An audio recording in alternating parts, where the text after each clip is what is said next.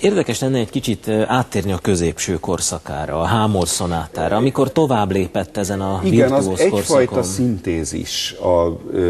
Ugye az 50-es évekről van szó, 1850-es évekről. Egyfajta szintézis az ő francia korszakával. Szóval már német befolyás alatt, már Weimarban is él, de ugyanakkor még élénken él benne a francia hatás is. Tehát az, amit Párizsból hozott tulajdonképpen, elsősorban Berliozé.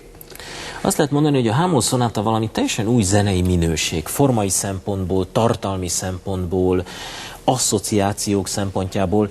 Nyilvánvalóan nem programzene, és egyáltalán nem is tudunk semmit arról, hogy mi lehet a hátterében, de... Nagyon mondják, hogy a Faust, mert hát ugye minden a Faust. Ez a téma, egy közismert...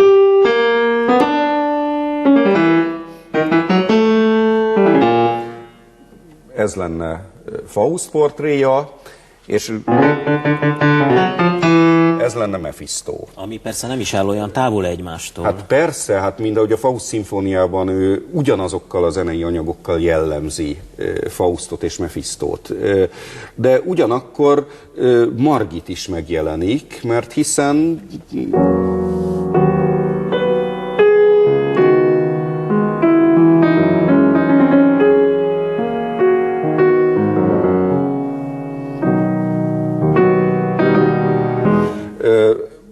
Szóval tulajdonképpen a megoldás, a feloldás Margithoz kötődik, mint ahogy a drámában magában is.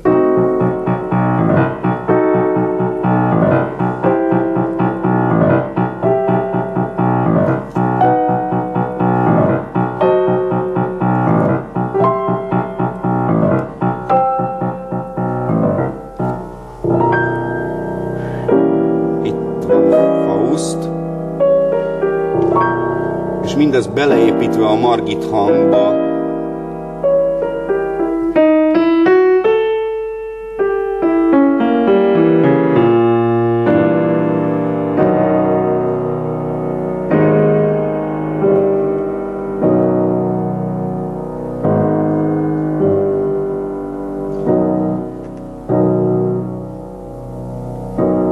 És hogy teljes legyen a kép, még a kerettéma is ott van.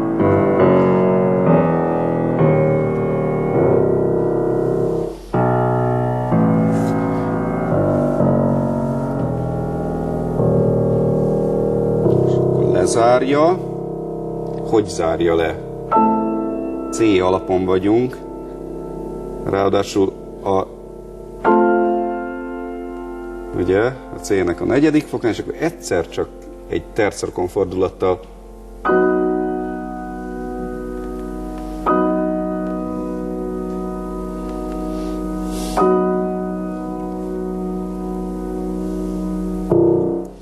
És a káprázatos emelkedés, ez és 20 éve elképzelhetetlen volt korábban. Hihetetlen, és hogy mennyire visszacseng Goethe Faustjának a vége ebben a pár akkordban.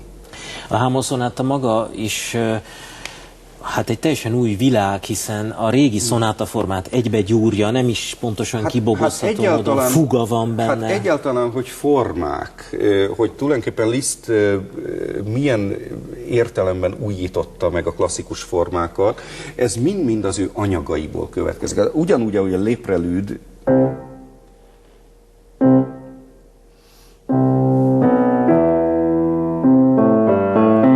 ugyanúgy a H-moll szonáta is unisono, staccato hangokkal indul.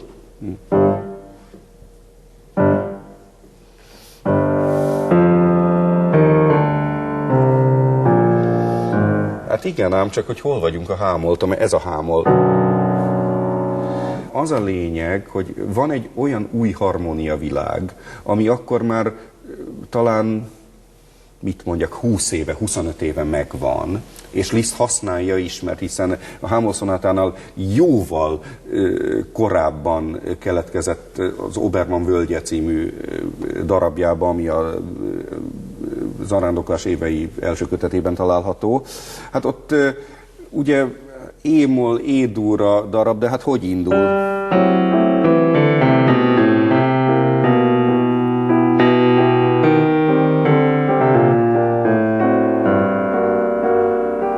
már a 4. ütemben ott vagyunk a G-mollba, az E-mollt csak nyomokban érintettük. Hát akkor meglepő ezek után, hogy egyszer csak Wagner, ami ugye A-mollnak is tekinthető, itt meg C-durnak, és akkor... És ez így megy 4 órán át. És ez így, hát igen. Szóval tulajdonképpen a tonalitást feszegetik, a tonalitás határait feszegetik ezek az alkotók, ki a maga módján. Van, aki az egész hangúságot hívja segítségül, van, aki a kromatikát, de mindenképpen a cél egy, hogy ne írjunk olyan zenét, amit már megírtak. Hogyan hallgassák, hogyan fogadják be ezt a fajta zenét? Mert valahogy az az érzésem, hogy egészen másképp hallgatjuk, vagy a közösség másképp hallgatja Lisztet, mint ahogy Beethovent, Schubertet, Mozartot. Nem hiszem. Én nem hiszem. Szerintem az egyszerű befogadási igénynél nem tudok jobb módszert. Tehát egyszerűen le kell ülni a székbe, hátradőlni és hallgatni. Ha arra gondolok, hogy micsoda hihetetlen egyszerű motívumokkal operál Liszt, ilyen dallamokat hallunk, hogy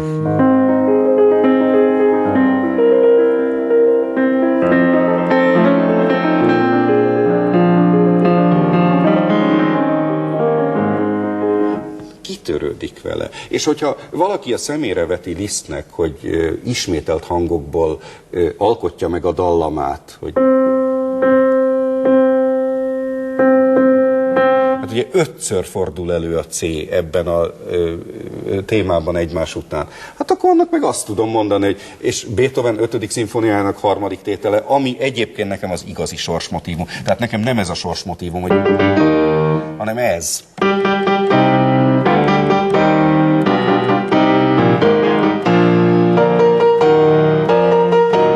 Na most hányszor fordul elő itt a G? 12-szer egymás után, és dallamnak halljuk. Hát akkor miről beszélünk? Egy biztos, hogy Wagner például, akinek az életműve tökéletesebb vagy befejezettebb, mint Liszté, de nem tudott olyan messze eljutni a zenei értelembe vett innovációban, mint Liszt, aki tényleg egy pár művében, például a Bal csillagzat így kezdődik, na most akkor ez milyen hangnemben van? Vagy van a hangnem nélküli bagatell, ami ugye bevallott a hangnem nélküli.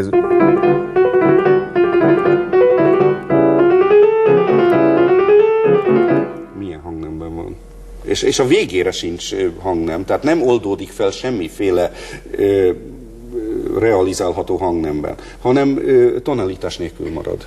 A legkésőbbi művek, amelyeket a maga korában abszolút nem értettek meg, és azt mondták, hogy már sajnos szellemileg nem teljesen épp. Hát ezt Beethovenre is mondták, bocsánat. Én azt hiszem, hogy fejedelmi magányában, mert végül is akármennyire is körül volt véve tanítványokkal, tisztelőkkel, rajongókkal, kíváncsiskodókkal, de mégiscsak azt hiszem, hogy amikor az íróasztalhoz ült, akkor ő tökéletesen magányos volt. És ez a magány, ez a tulajdonképpen nem is tudom, baljós előérzet, ez tükröződik a művein. Hát ott van például a Szürke felhők,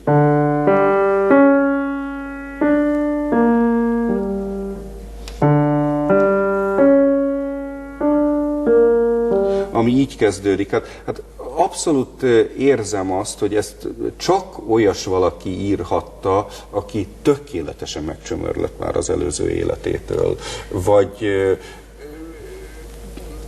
Vagy a gyászgondola, különösen az első, a 6-8-ados, amelyben hát állítólag ő Wagner halálát, illetőleg temetését jósolja meg. Hát nem biztos, hogy így volt, nem biztos, hogy ezt akarta, de minden esetre tény, hogy Wagner Velencében halt meg.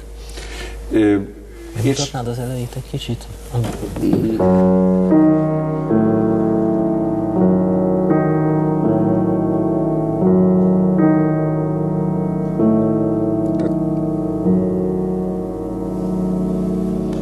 Tehát szinte látjuk a ringó gondolát a vízen, de valami egészen elképesztően sötét fénybe. Szinte nem találunk a késői művek között egyetlen optimista hangvételűt sem. Hát ott van a Csárdas Macabre például, ami...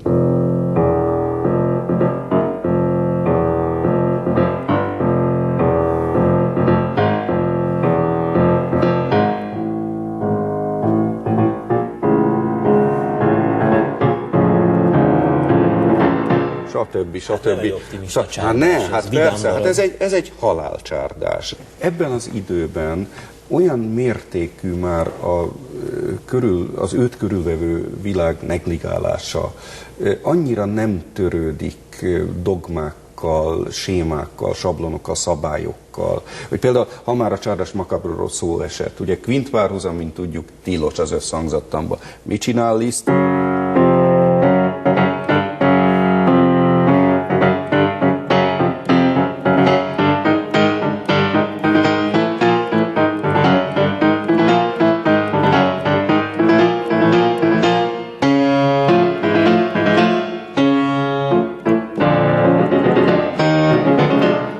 Stb. Szóval, éjjelek benne, hogy kvintpárhuzamokat ír. Abszolút, aztán hát persze Liszt után lehet, hogy szitták rengetegen az ilyenekért, de Liszt után a kvintpárhuzam polgárjogot nyert.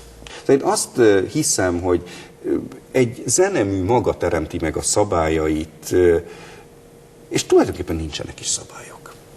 Ezek szerint van még mit megérteni Liszt életművéből?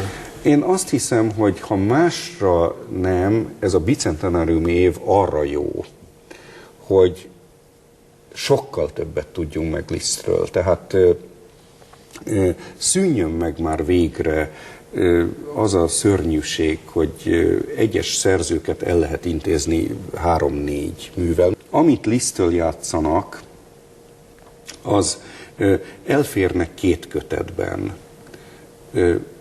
22 kötet, csak az eredeti művek terjedelme az életműben.